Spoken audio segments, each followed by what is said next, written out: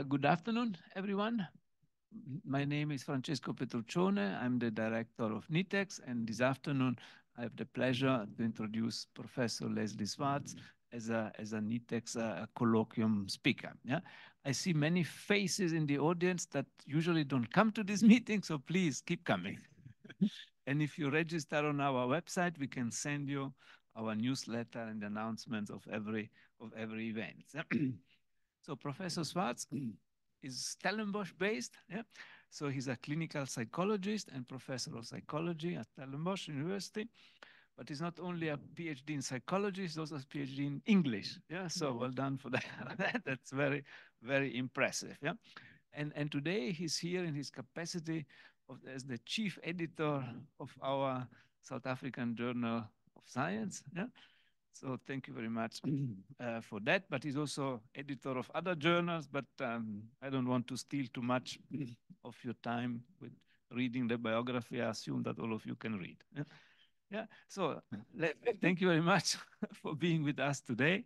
Yeah, we are really looking forward to see what challenges and opportunities we have with publishing in South Africa. So thank you very much. Yeah. Oh, thank you.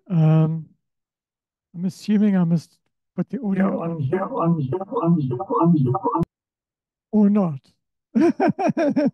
as the case may be. Yeah, well, first of all, thank you very much indeed for inviting me. I feel enormously privileged to be here and a little bit unequal to the task.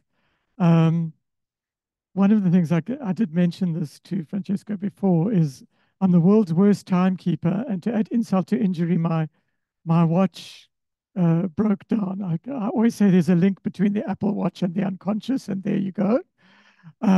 So please, I don't mind being shut up or whatever. It's I'm really impressed with what you all are doing, and it feels a bit, as often happens with these things, it feels a bit like Coles to Newcastle. So I think a lot of what I'm going to talk about you're already doing, but I'm very pleased to be here. And because my second late life PhD was in English, I'm going to start with a story about academic writing. And let's see if I can get this clicker to work. Not so far.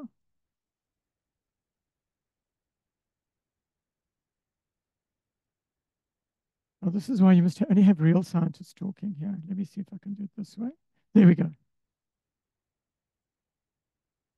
Right. I'm going to tell this story because this is something that happened to me earlier this year, and it kind of encompasses almost everything that I want to talk about today.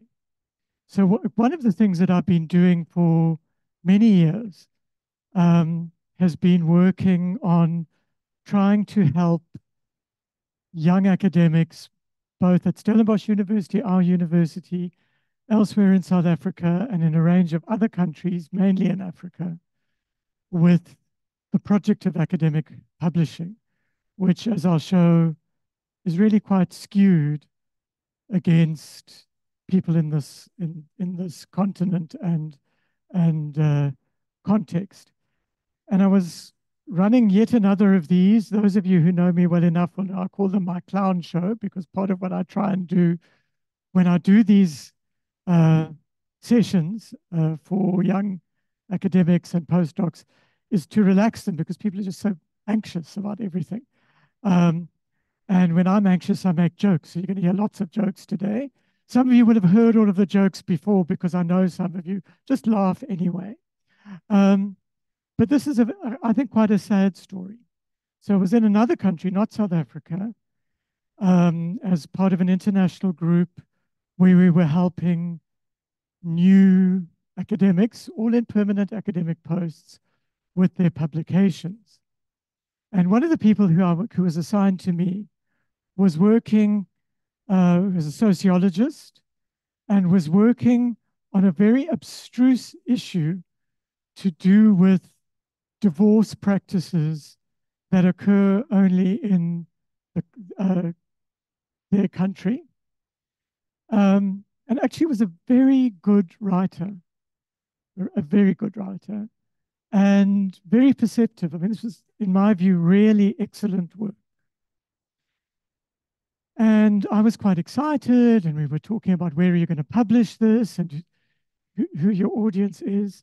And she said to me, well, I have to publish this in a Q1 journal of Web of Science, and you'll see some of the Q1 journals in the area that she was in, which is family studies. I have to publish this story about a particular form of divorce in the context of a particular form of Islam in a low-income country. And I have to publish it in a Q1 journal. Every single Q1 journal that you see here is published from the global north. And the work, it's not impossible to get something like that published in a Q1 journal. It's extremely unlikely. If I were the editor of any of these journals, if I was sitting in, and I've checked many of these, if I was sitting in Boston, or I was sitting in London or New York, I would think, does my readership actually care about any of these things? The answer is no, probably. So I would need to be very strongly convinced of an argument as to why my readership should care about this. And that's a hard argument to make.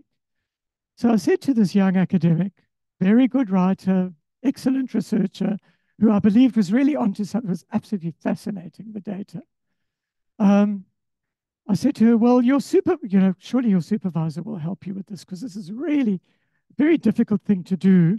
If in order to get a PhD in your university where you are employed, you have to have 3 articles in Q1 journals, and you're studying this very local issue in the global south.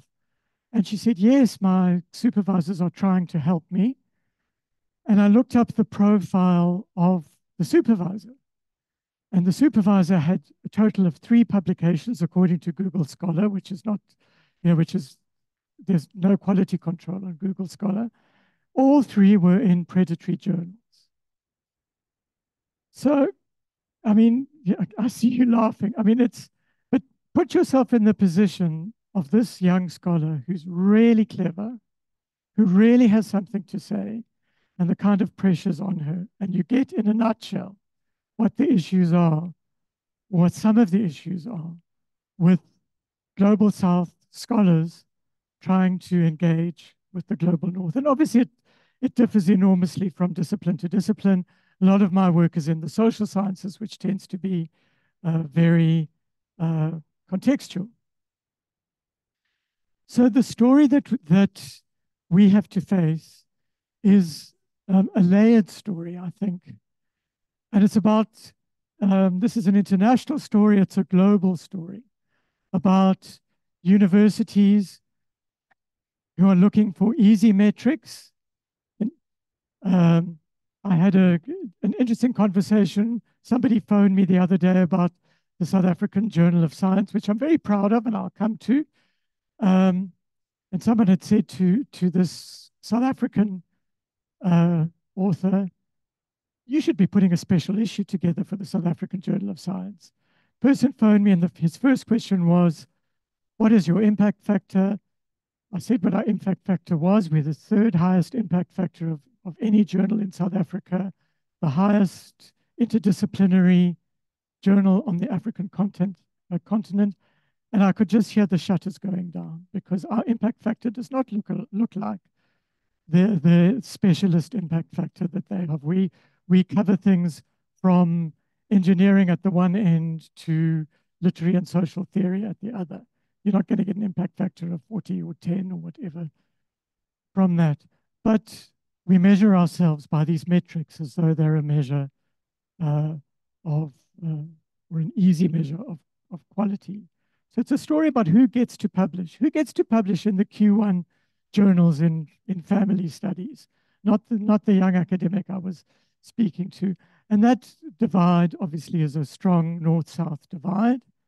And as I said this afternoon when we were talking with Marty's FM, I would imagine that in this room, I'm one of a tiny minority. I might be the only person whose first language English.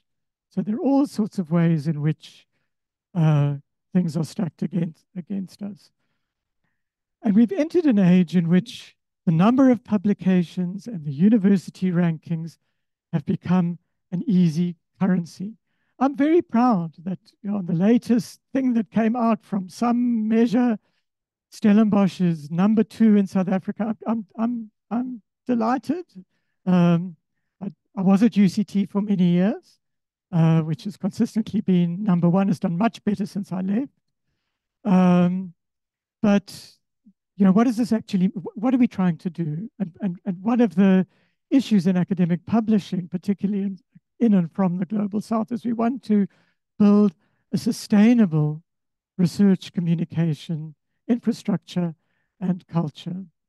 And many of these metrics that we are all dependent on offer us very short-term solutions. I always used to say, when those of you who are at Stellenbosch will remember our rebranding exercise from years ago, which cost a lot of money. But I want to just remind you of before the rebranding exercise, we always used the oak leaf as part of our logo at our university. And my question always about the current sort of publishing environment is who's planting acorns? Because acorns take a very long time to grow into oak trees, but we're discouraged from doing that. In this process, young researchers often get exploited. Some get drawn into the most fascinating, interesting, wonderful research units, but particularly postdocs often become publication machines and ranking machines. And somehow there's a belief in all of this that if we just tick all the boxes of all the metrics, somehow magically we're going to have a sustainable research infrastructure. So part of what we're talking about then has to do with questions of fairness, equity, and diversity in research, and our own complicity in the problems related to this. So part of the Cape Town statement, which followed on the World Congress on Scientific Integrity, which was held in Cape Town 2 years ago, and Lynn Horn, who is at UCT, we've got a lot to be grateful for her work. They put this statement out, which many of you will be familiar with, but it's worth kind of looking at from the point of view of academic publishing. The Cape Town statement requires that research should deliver accurate, replicable, and unbiased results reported responsibly with appropriate acknowledgement of all stakeholders. To be valuable, trustworthy, and usable in local settings, it should be translatable in all senses of that word into locally relevant and locally owned and accessible interventions and policies. Research integrity programs and other related initiatives should support researchers to reflect these goals in the planning, conduct, and dissemination of their research. This is very different from asking, what is my H index and what is my impact factor? And there are a number of subcategories within the Cape Town statement on diversity and inclusivity, on fair practice, on mutual respect, on shared accountability, and on taking due account of Indigenous knowledge and on questions of epistemic justice, which is justice in access to knowledge. And they go into more detail about what they require or suggest that journals and publishers should do. We should, and the emphases are my own, journals and publishers should question the practice of excluding local researchers from low and middle income countries from authorship when data are from low and middle income countries, and they should have a low threshold for rejecting such papers. So this is really a statement against helicopter research, where people come in, and many careers in my own discipline are kind of made on this, where somebody designs some sort of big fat questionnaire somewhere in the global north and then dishes it out in a range of countries, and the South African author becomes author number 12 of 15. We also need to address barriers to open science. We're particularly lucky at the South African Journal of Science because we have funding from the Department of Science and Innovation. So we are platinum open access, which means we don't charge any page fees, and we have open access. But we need to look at open science. And journals and publishers should adjust page costs for authors from low-resourced environments. And there's been some movement on these things. There's been a statement from the Lancet and from various other journals. And high-income funders should incorporate some funding for local capacity development, mentorship, and research support systems. So that should go into grants. These things sound and are wonderful, but they're quite hard to implement. And I want to talk a little bit about, I'll talk a bit later about South African Journal of Science, but I want to talk a little bit about the history of the African Journal of Disability, which I was dragooned by one of my colleagues into becoming the first editor-in-chief of. So we started this new journal. There was no disability journal on the African continent. And the thing that has really helped this journal, apart from the editors who have come after me, notably the current editor is Professor DHET, who's in our Faculty of Health, Medicine and Health Sciences. But the thing which really gave this journal credibility was when we got into PubMed and Scopus. The fact that we were long before then providing some kind of service for and within the disability scholarship community in Africa really didn't count. What were some of the strategies that we used to increase inclusion? We had a policy, which is no longer implementable because the journal's too successful, of never rejecting any paper first time around. So always trying to help authors rework their work, which was incredibly challenging because some of our authors didn't even have university education. So it was tough, and it took a lot of behind the scenes work. We would reject second time around, but we put a lot of work into trying to help people. One of the practices, which I'm not sure why it's not taken up more often, was if we got reviewers who were very good and liked the content of a paper, but had methodological expertise that the authors didn't have. With the permission of the authors and the permission of the reviewers, we would unblind them to each other and get them to write together. And some of our most successful publications were co-authored by first-round reviewers and authors, and then obviously that then counted, that had to be reviewed, by another group of people. So we were putting together existing expertise with local knowledge, trying to do what is said in the Cape Town statement. So for that, we needed a lot of support from well-established researchers. We had to beg, borrow, and steal the support. I always said that in order to get people to review for me, I need to know something terrible about them, some compromise that I'll put on the internet about them if they won't review for me. But I mean, people really supported us in the beginning. There was a global assumption from the global north that because we had the word African in our title, that we were predatory.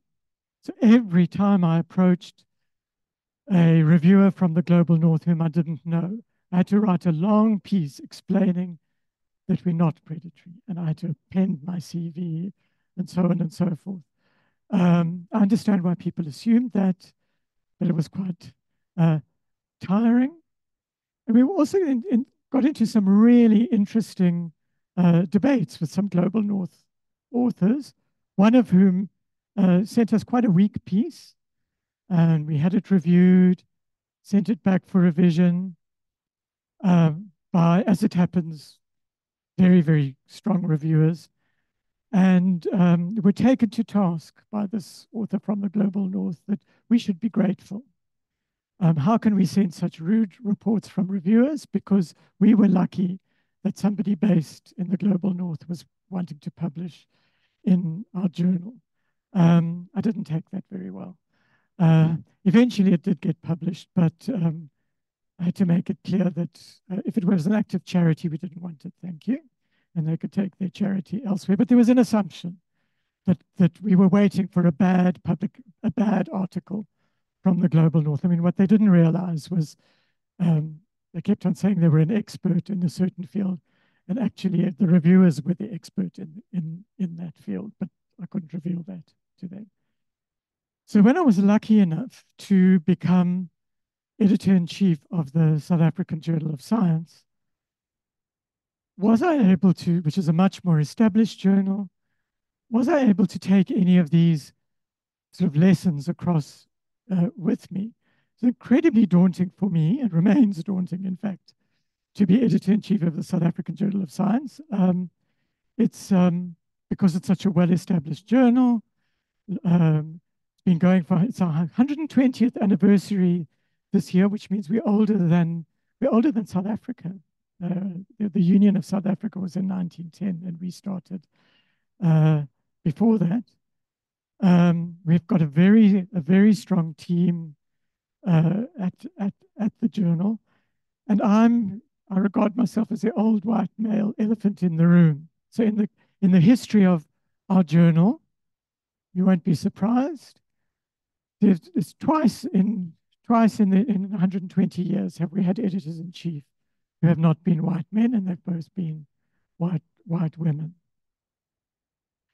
I came into an excellent mentoring program for associate editors, and I really strongly encourage emerging, like when we put those adverts out, please apply, because I think people learn a lot by becoming associate editor mentees on our program.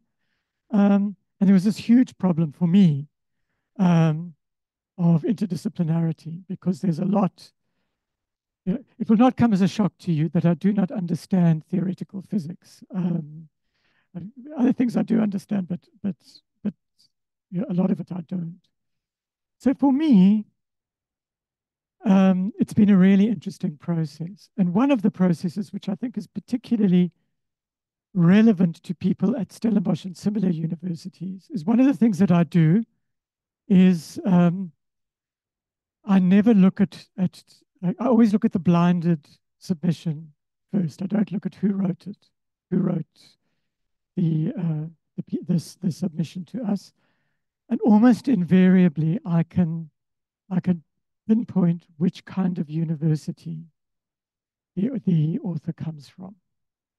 Isn't that a terrible thing? I'm almost invariably correct. So, I mean, I won't know whether the submissions come from, the usual suspects. So, Stellenbosch, Wits, Pretoria, UWC, and so on. But I can tell which kind of university in the South African landscape a paper has come from. So it tells you that there are barriers which are not about individuals, but about who got lucky to be where, which if I have time, I'm going to talk about towards the end. My own I have some very basic literacy and numeracy. I can generally tell whether my associate editors, who are experts in their particular fields, will send a paper for review or not, even when I don't understand what it's about. And that's through the structure of the way that people argue. I can almost invariably tell that. And the other thing that is awful, I mean, absolutely awful, is the desperation, which I don't think people in this audience may fully understand, of inexperienced authors from all over, mainly Asia and Africa. So, a lot of what I do is receive submissions from authors in Asia who are desperate to get their work published, have to get this X out for their PhD or whatever, and they're sending it to the South African Journal of Science publishes only from Africa or about Africa. So it's just out of our scope. They waste their time. They offer me money. I get offered lots and lots of money. And the stories that I get from authors saying, please, I can't get my PhD. I'll do anything for you to publish this. So we do try and do some things at the South African Journal of Science. We run workshops. We have monthly open sessions, which everyone is welcome to come to, about very basic issues to do with publishing. I'm not going to go into them. One of the saddest was that somebody at one of the so-called top 5 universities in South Africa had something ready for publication. She'd been sitting on this for 2 years and said, but I don't know what this ORCID thing, I have to buy this ORCID thing and I can't afford it, and so on. And I mean, probably everybody in this room knows that you don't buy an ORCID ID, you go on it takes 2 seconds to get an ORCID ID, but nobody had ever told her. So she was just sitting there thinking, I can't publish this because the journal where I want to publish needs something like this. It's so obvious for people who are in a particular culture, but it's not obvious for people who are outside. So we try and change the context locally and internationally. We have our mentoring program. We have an inclusive language policy. There's very good work at Stellenbosch on science communication.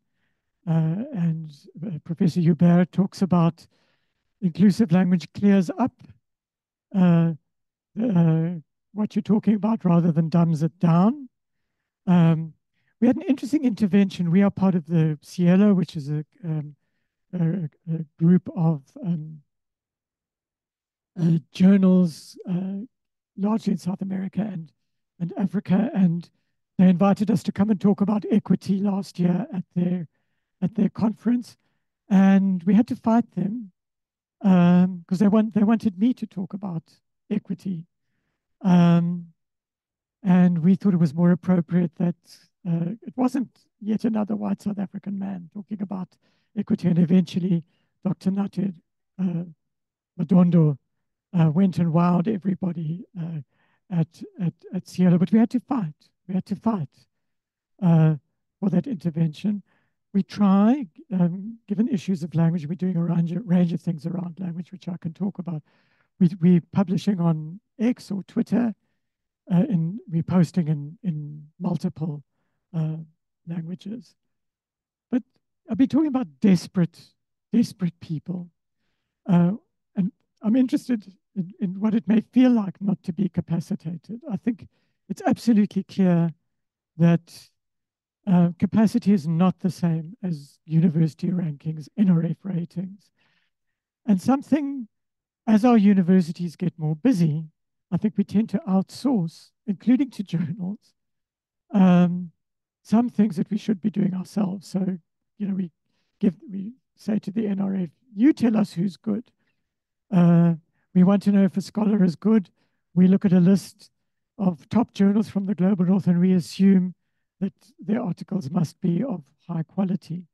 There's tremendous pressure on PhDs and postdocs to shoulder the load. Chrissy Bowie, who's one of our associate editors, has written a very good piece on that. And the thing that really worries me, which I don't think is a feature of Stellenbosch University, but it's certainly a feature of some others, this kind of push-up production model. So you get people through PhDs very, very quickly. And in the first year, after they've just scraped through a PhD themselves, they have to take on 3 PhD students. And every year they've got to take on, and it becomes an intergenerational problem because 2 years down the line, you've got a brilliant PhD student who's being supervised by somebody who's just scraped into getting a PhD. And there is not a day that I do not see this coming across my desk with people sending me stuff at the journal, which has potential, but you can see that people have not been taught the infrastructure and the way in which you publish. So there's a whole problematic ethics of output and metric drive models.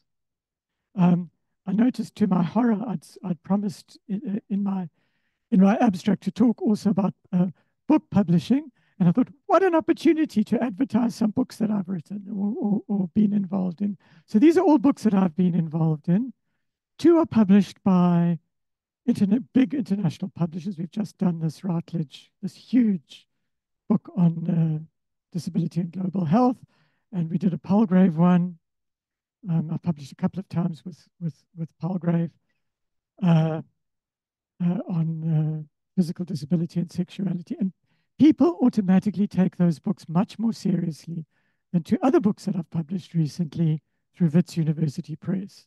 And I can tell you what my experience has been with Routledge and Palgrave is that we've had almost no proper review of the work from those prestigious kind of publishers. My experience with Wits University Press is that they nearly drove me mad because they were so careful and good with the quality of their reviews. So there's this kind of weird sort of inversion of, I mean, those who are interested in publishing books, I strongly recommend Wits University Press. You may be unhappy, but you'll know you've got a good product afterwards. I mean, thank goodness, I'm very proud of the other books, but thank goodness we put our own peer review processes in place because we got nothing from the publishers. And this is, I mean, the things that I'm talking about are all really about a bit bigger issues in, what is the education pipeline in South Africa? And you'll know from the work of Nick Spall at Stellenbosch on the Pearls data that we're in a shocking situation in South Africa where 81% of grade 4 learners can't read for meaning. This has been an increase from 2021 to 2016. South Africa is consistently last. And most of the countries on this benchmarking for 10-year-olds are global north countries, but Brazil does a lot better than we do. So anybody who's serious about the future of science in South Africa has to be thinking about mathematics in schools, literacy in schools, because these are the students of the future. And of course, we are replicating inequality in terms of who gets into university. And I don't think that there's any academic I know who has not been complicit, I certainly have, in some way with ghostwriting for people who are less experienced.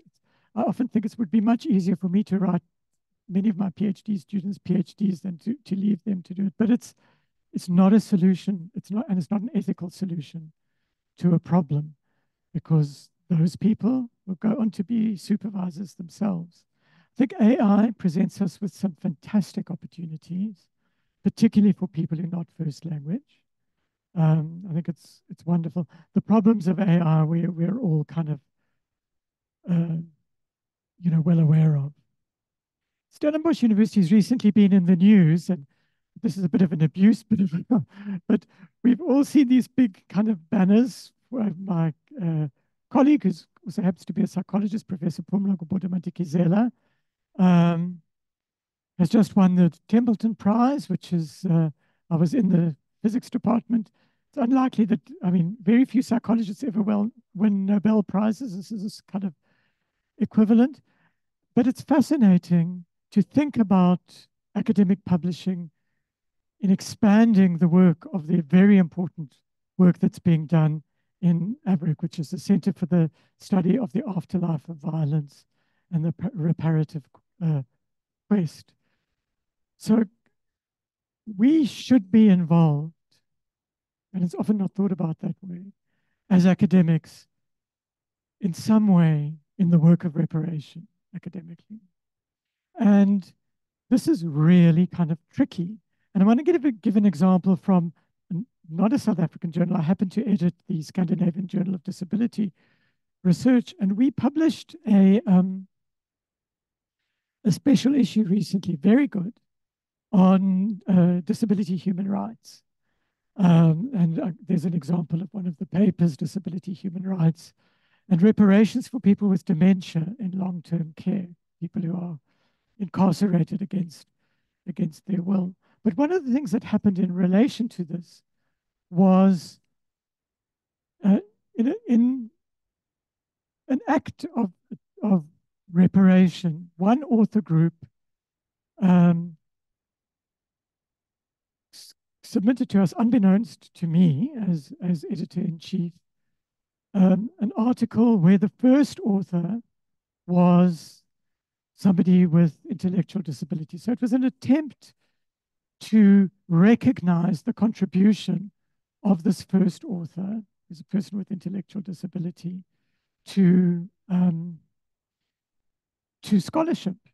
There are people who cannot read and write in English who have ideas. I didn't realize that, I didn't know. It was never told to me. When we sent the proofs to that first author to go over it after it had been accepted, one of the other authors became very angry with us because they were very worried about this person receiving proofs and not knowing how to deal with proofs because they were functionally not very literate and so on and so forth. And it raised for me, it's something that I'm looking at in a lot more detail now, but it raised much more general questions about what do we do about the question of authorship in academic publishing. And I was interested, as I was preparing these slides some days ago, I noticed that the editorial that I wrote about this happened to have the front page said emergency, and it feels like a bit of an emergency. Who counts as an author? Now, the British Medical Journal has really some interesting things to say about this. They say that when patients or carers of patients have been equal partners in the writing of an article, they're listed, should be as authors. Well, this is often seen as optimal. Patient co-authors should not be tokenistic. They must fulfill ICMJE requirements as for all other authors, and they give a very interesting paper, which is co-written by a person with who is transgender. The ICMJE criteria are probably the most stringent. They require substantial contributions to the conception or design of the work. Many of you will be familiar with this. Drafting the work or reviewing it critically, final approval of the version to be published, an agreement to be accountable for all aspects of the work, ensuring that questions related to the accuracy or integrity of any part of the work are appropriately investigated or resolved. I'm sure as you think back over things that you have co-written with other people, there are quite a lot of people who are authors on academic articles who don't meet these criteria, but they're certainly not met in that paper that I was talking about. And this raises for me a much broader question of what really, if Professor Madikizela is talking about repair and reparation, what is the work of repair in academic publishing? What should we be doing? And one view is we just want everybody to be excellent, and there's one standard of excellence, fine. But I disagree with that view. One of the things that I'm working with other journal editors, I'm sure there are other journal editors in the room and online, there has to be within university systems due recognition of hidden work, like reviewing. The academic enterprise dies without, we know peer review is broken, but we don't have anything better we have nothing to replace it with. Reviewing, editing, and working with less experienced author teams. And I think that we need to recognize the impact of what exclusion and voicelessness does to people, because it affects not only whether people can write, but whether people can access help in order to get them to write. People often say, put things on the internet, there's so much, and there's tons of brilliant stuff on the internet on how to write an academic article. People who are not confident do not access that material. They need some emotional support in some ways, or to be part of a team where they can access and use that material. That material, and also facing what it may not be possible to repair. So one of the brightest people I've ever worked with in my life, disabled young man, excluded from education in an African country. I was doing research training for a range of disability activists from 10 African countries. Some had master's degrees. He had standard 7. He was by far the brightest in the group and had the best understanding, in my view, of what research is about. He will never write a research paper, I don't think, because he's functionally illiterate. He was excluded because he's a disabled person in Africa, in a rural area, etc., etc., etc. So just if we have, are we doing? Are we on? Okay. So we have to think about our colonial past, and I think a helpful way to think about this, and I am getting towards the end, is thinking about ethics of care. Now, Berenice Fisher and Joan Tronto in 1990 wrote a kind of manifesto about an ethics of care, which, as far as I can see, is something that is, part of what you're already doing. But they say, on the most general level, we suggest that caring be viewed as a species activity. Our responsibility as academics is we are also a species. I mean, they're talking here about people. That includes everything that we do to maintain, continue, and repair our world so that we can live in it as well as possible. That world includes our bodies, ourselves, and our environment, all of which we seek to interweave in a complex and life-sustaining web. And I think it's, if we can be driven by this, I think we unlock some of the key to building a sustainable research publishing infrastructure. Joan Tronto more recently, as it happens in a review of my book, she's a political philosopher, and I think she's astonishing. But she says caring and caring about the care that we do puts us constantly in a state of ambivalence. And this just sums up for me something that I feel very personally, but I feel it very strongly as an academic. Am I a child or an adult? Am I being too harsh or am I being too kind? Am I doing too much or too little? Increasingly, Tronto says, I believe that living with ambivalence is one of the greatest challenges we face as humans. And I think that in our context, in our academic context, in our publishing context, there are many sources of ambivalence. I've spoken about some of them. The tension between this kind of push-up production model where you're going to, it's your numbers that are going to get you further, or should I nurture my team? Do I become world famous or fight for local relevance? And of course, we're told that you can have it all, and some people do have it all. But I don't think it's true to say that there isn't a fight between this. And who do we collaborate up, or do we collaborate down? And I think there's a particular responsibility that I feel as a journal editor in South Africa, where thus far I've failed, because I feel many of the talented scientists I'm simply not reaching through my work. And they're people who do not have access to certain kinds of institutions and to ongoing support. And one of the things that I do is I go around from here to there and run all sorts of wonderful workshops on how to publish. And I think they're good. I think they're okay. People say thank you, but people need something else. I can hear some talking from the cheap seats, but I promise this is my latest slide. And I think your group is actually doing this. So stop counting and start communicating.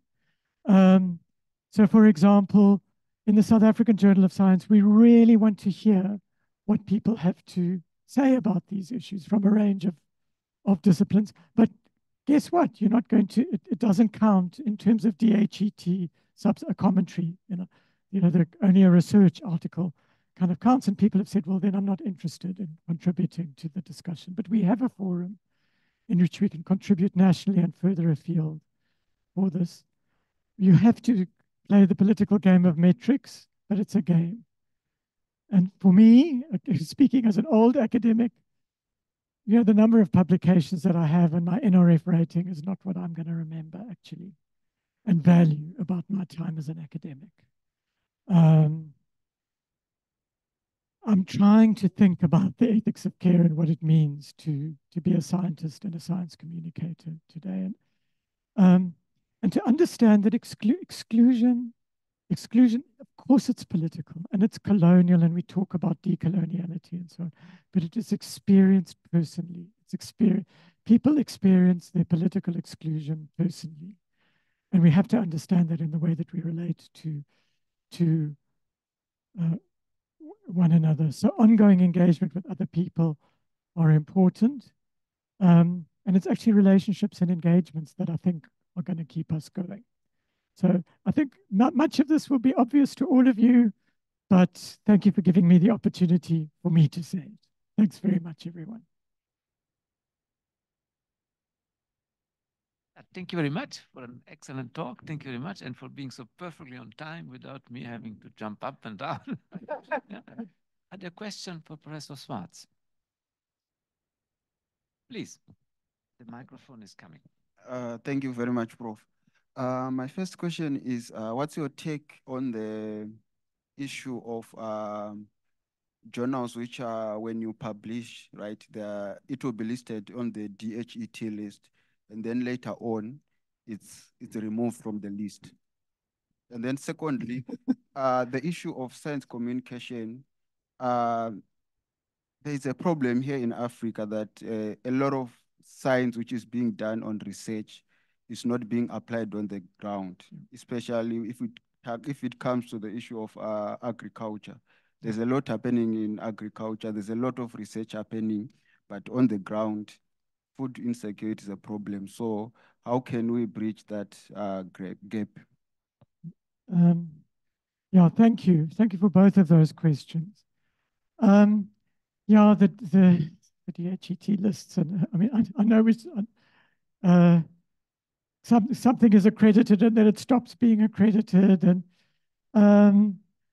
it's kind of inevitable that happens. I mean, as people get more information, they change their minds and so on. But it has implications for young researchers, and unfortunately, you know, if you've published in one of those journals, you have to put a note, I would suggest, on your list of publications on your CV. This was an accredited journal, et cetera, et cetera. I mean, I'm not going to mention the words MDPI in this, you know, to this audience, because, you know, there've been lots of issues around that. It's just in the nature of the beast. I mean, all metrics and all databases change, and you know, there's not a lot I think we can do about it, but it can have very personal implications for your career. Also, if they make mistakes, so there's a very important open access journal, which I've published in quite a lot, called Global Health Action, which was taken off the DHET list. And we complained, and it's back on the DHET list. Yeah, I mean, it's just, it is a problem, and these things do drive your careers, whether we like it or not. The issue of application of science on the ground, I mean, it's kind of heartbreaking, heartbreakingly true, that many things are not applied. And I think we have to pay more attention to that in the way that we design things. So I think that part of what the Cape Town statement was saying was, don't start a research project without working together with people who are potentially going to be implementing or benefiting from the research.